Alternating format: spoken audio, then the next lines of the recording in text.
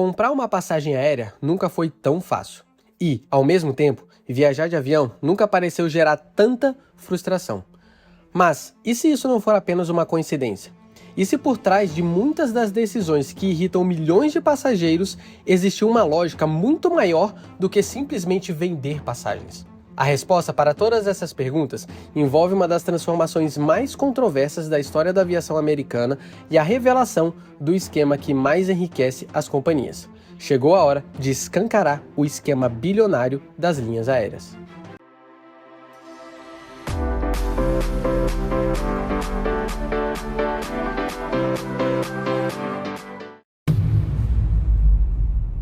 Hoje, reclamar de uma companhia aérea virou praticamente parte da experiência de viajar. Bagagens cobradas separadamente, assentos cada vez mais apertados, taxas que aparecem apenas no final da compra, mudanças de preço que parecem não fazer sentido, programas de fidelidade que prometem benefícios, mas muitas vezes deixam passageiros frustrados.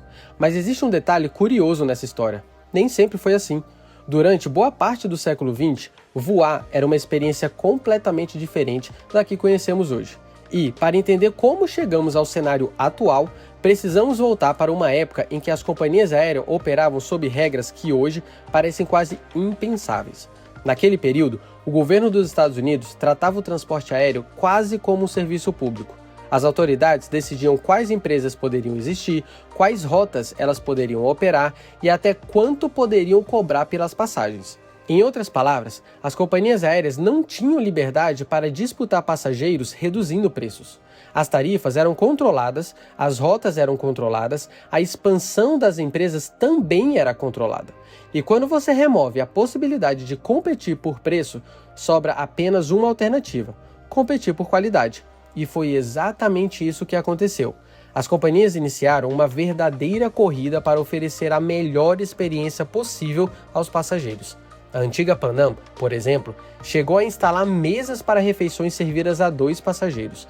A American Airlines criou lounges equipados com piano. Algumas aeronaves eram projetadas para lembrar pubs, onde passageiros poderiam circular, assistir filmes, beber e socializar durante o voo. A disputa não era para descobrir quem cobrava menos, era para descobrir quem conseguia impressionar mais seus clientes. O resultado era uma experiência que hoje parece pertencer a outro universo. Mesmo passageiros da classe econômica encontravam assentos mais espaçosos, refeições completas e um nível de conforto difícil de imaginar nos padrões atuais. As empresas estavam, literalmente, competindo para elevar o padrão da aviação. Mas havia um problema: voar era extremamente caro. Muito caro.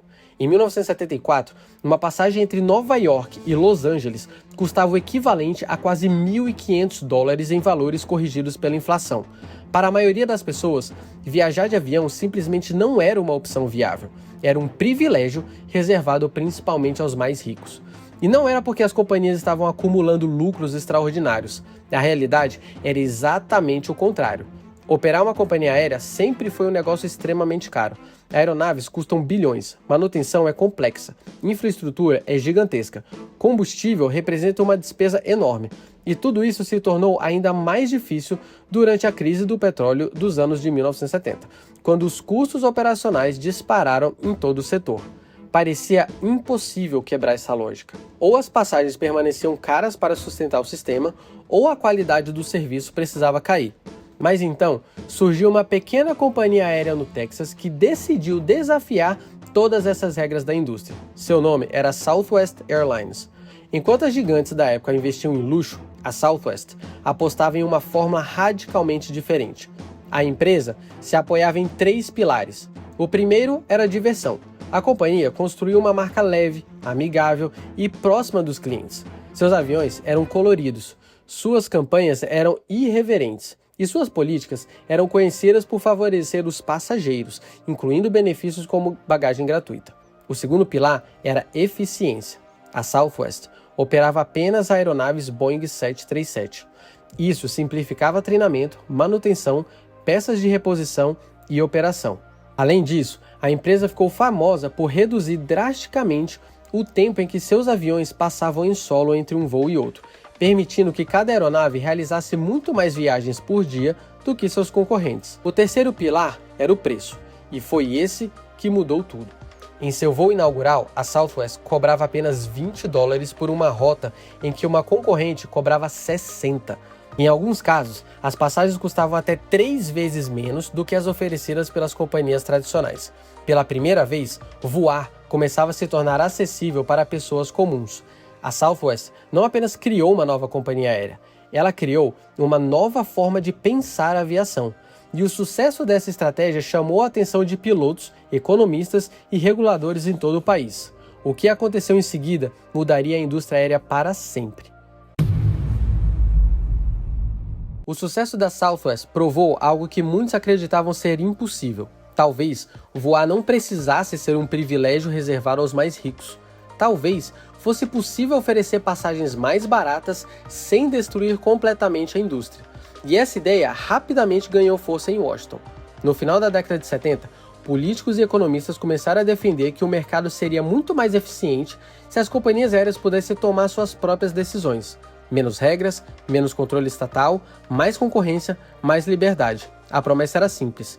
Se as empresas fossem livres para definir preços, criar rotas e disputar passageiros, todos sairiam ganhando. Então, em 1978, o governo americano aprovou uma das leis mais importantes da história da aviação, a Lei da Desregulamentação Aérea. A partir daquele momento, as companhias deixaram de depender da aprovação do governo para praticamente tudo. Elas poderiam decidir onde voar, quanto cobrar, como operar e como competir.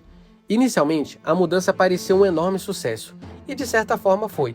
As passagens ficaram mais baratas, novas empresas surgiram e o número de voos aumentou.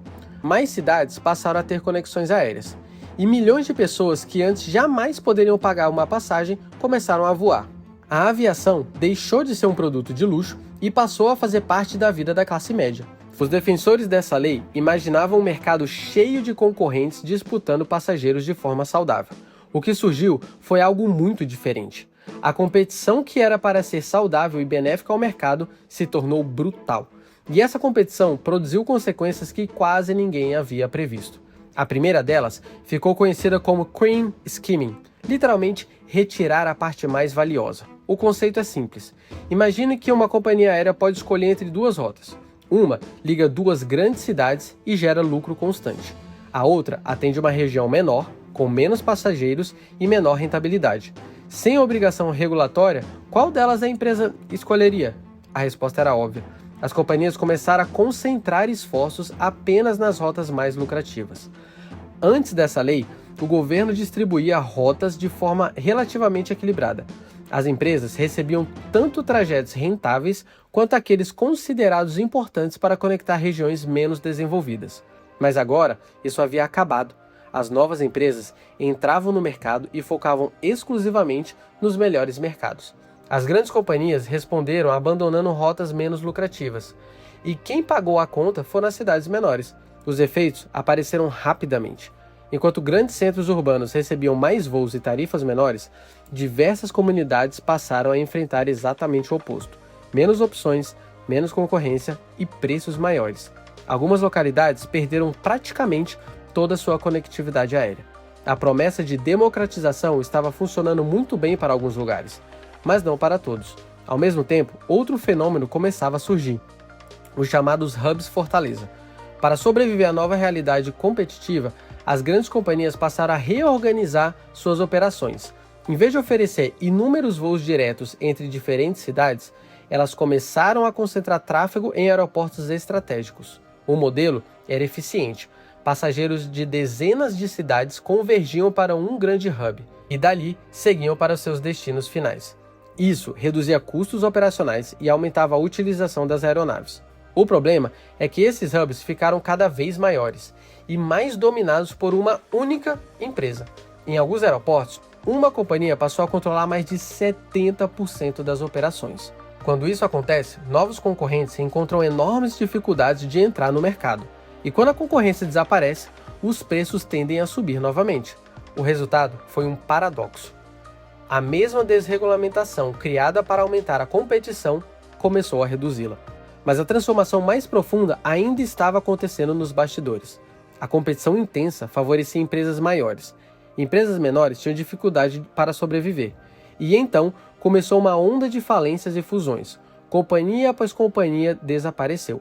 Ao longo dos anos 80, cerca de 200 empresas deixaram de existir ou foram incorporadas por concorrentes. Em 1983, os Estados Unidos possuíam 12 grandes companhias aéreas. Poucos anos depois, esse número havia caído drasticamente. Décadas mais tarde, apenas 4 empresas passariam a controlar aproximadamente 80% de todo o mercado doméstico americano. A indústria, que deveria se tornar mais competitiva, acabou ficando cada vez mais concentrada.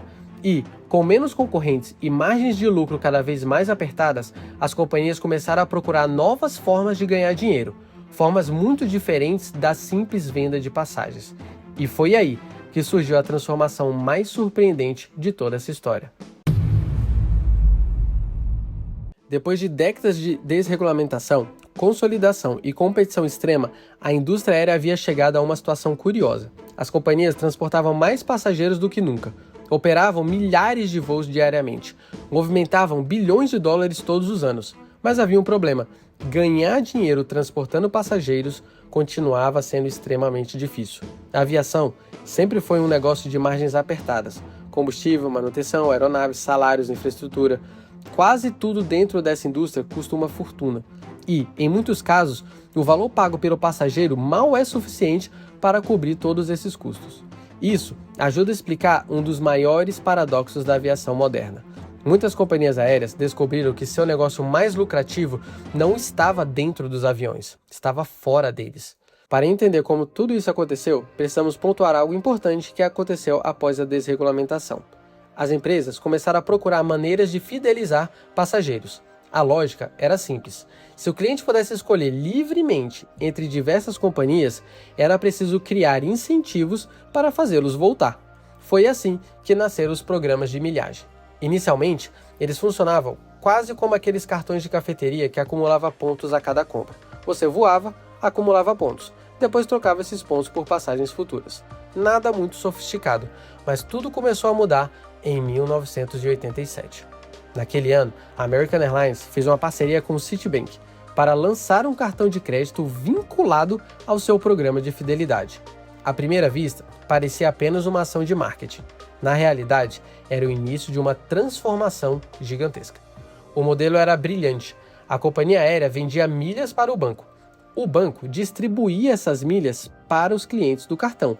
E os clientes passavam a utilizar o cartão em praticamente todas as compras do dia a dia.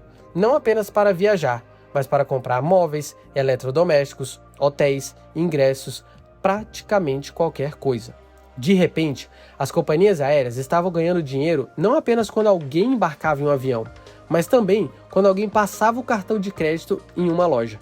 E quanto mais esse sistema crescia, mais evidente ficava algo extraordinário. As milhas haviam deixado de ser apenas uma recompensa. Elas estavam se transformando em uma espécie de moeda. Pensa no que acontece dentro desse sistema. As companhias criam pontos, vendem esses pontos, controlam quantos pontos existem e também definem quanto esses pontos valem.